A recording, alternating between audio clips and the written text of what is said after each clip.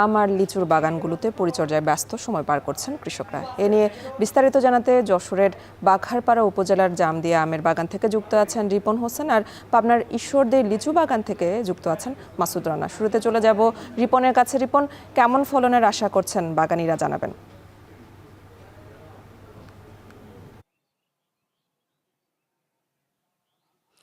যশোর জেলায় এবছর ৪,১২৫ হেক্টর জমিতে আমের আবাদ হয়েছে, যেখানে প্রায় ৬৬,০০০ মেট্রিক টন আম উৎপাদন হবে, যার বাজার মূল্য প্রায় ২৫০ কোটি টাকা, এমনটি জানিয়েছে কৃষি বিভাগ।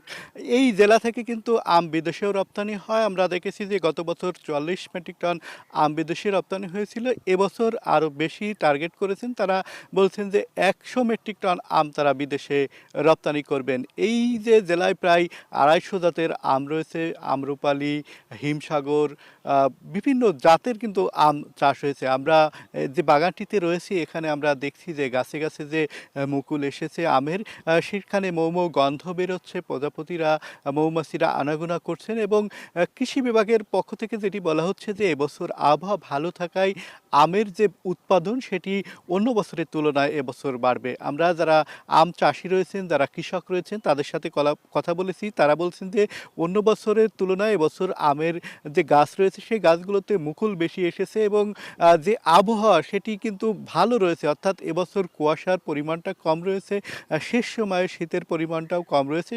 সে কারণে আমের উৎপাদন কিন্তু ভালো হবে তারা আশা করছেন। এবং সেই পরিমাণে কিন্তু তারা যে জমিগুলো রয়েছে, আমের ক্ষেতগুলো রয়েছে, আমের গাছগুলোতে কিন্তু পরিচর্যা করছেন। এই সময়টা বিভিন্ন যে ভিটামিন স্প্রে সেটি করছেন, পোকামাকড় দমনের জন্য স্প্রে সেটি করছেন। গাছে গাছে এখন মুকুল রয়েছে, সেই পরিচর্যা কিন্তু রয়েছে। আমরা দেখেছি যে বিভিন্ন যে আম বাগানগুলো রয়েছে সেখানে বাগানে আমের সেচ দিতেও দেখা গেছে। কৃষকরা বলছেন যে বিভিন্ন পরিচর্যায় তারা ব্যস্ত সময় পার করছেন। আমরা কৃষকদের সাথে কথা বলেছি, তারা বলছেন যে এই সময়টা একটু বাড়তি পরিচর্যা করতে হয়, করলে আমের উৎপাদনটা যেমন ভালো হবে এবং যদি বাজারে ভালো দাম পায় তাহলে তারা লাভবান হবেন। এবার কৃষি কর্মকর্তারা যেটি বলছেন যে বিভিন্ন পরামর্শ তারা কৃষকদের দিয়ে থাকেন, এবং এবছর যেহেতু কুয়াশার পরিমাণ কম সেক্ষেত্রে বিভিন্ন স্প্রের কথা বলছেন, এবং যে বাড়তি যত্ন সেটি নেওয়ার কথা বলছেন।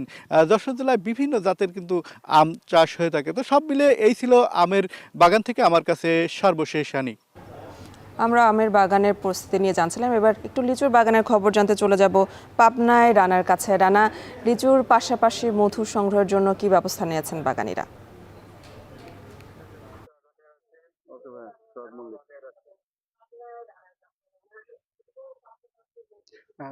ধন্যবাদ অ্যানি। আমি এখন দাঁড়িয়ে আছি পাবনার ঠিক লিচু ক্ষেত ঈশ্বরদী উপজেলায়। আসলে আমরা দেখেছি যে সকাল থেকেই কিন্তু একদম ভোর থেকেই আসলে কৃষকরা তাদের যে লিচুর বাগানগুলো রয়েছে সেইখানে কিন্তু তারা পরিচর্যায় ব্যস্ত সময় পার করছেন। এছাড়া আপনারা দেখতেই পাচ্ছেন আমার পিছনে যে ঠিক আমার পিছনে আপনাদের যদি একটু দেখাই যে অসংখ্য লিচুর বাগানে আসলে এই লিচুর যে মুকুল আসলে সমাগম দেখা দিয়েছে।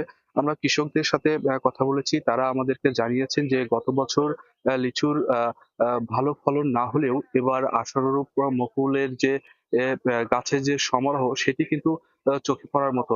তাদের আসলে দাবি যে আসলে ন্যায্য মূল্যে সার এবং বীজ যদি পর্যাপ্ত পরিমাণ পাওয়া যায় তাহলে এবছরে তারা গত বছরের যে লোকসান সেটি কিন্তু তারা কাটিয়ে উঠতে পারে।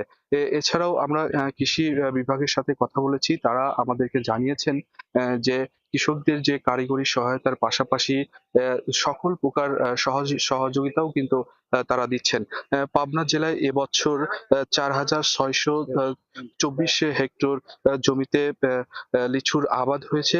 এর লক্ষ্যমাত্রা ধারণ করা হয়েছে ৯,৯০০ মেট্রিক টন, এবং লিচুর পাশাপাশি এই লিচু বাগান থেকে প্রায় ৩৫,২৫০ কেজি মধুর সংরক্ষণের লক্ষ্যমাত্রা ধারণ করেছে। এছাড়াও আমরা বিভিন্ন বাগান ঘুরে দেখেছি। আসলে বাগানের যে লিচুর মুকুলের যে গন্ধ সেটি কিন্তু বোঝা যায়। আসলে এবার লিচুর বাম্পার ফলন হবে। এছাড়াও আমরা কৃষি বিভাগের সাথে কথা বলেছি যে এবার আ আ লিচুর যে পর্যাপ্ত পরিমাণ দাম পাবে এবং এই পাবনার লিচুর সুনাম এবং মান দেশ জুড়ে রয়েছে। হ্যানি, এই ছিল পাবনা থেকে। পাবনার লিচু ফলনের খবর জানাচ্ছিলেন মাসুদ রানা। পাবনার টেবুনিয়ায় অবস্থিত বাংলাদেশ কৃষি উন্নয়ন কর্পোরেশনের ডাল ও তৈলবীজ প্রক্রিয়াজাতকরণ কেন্দ্র।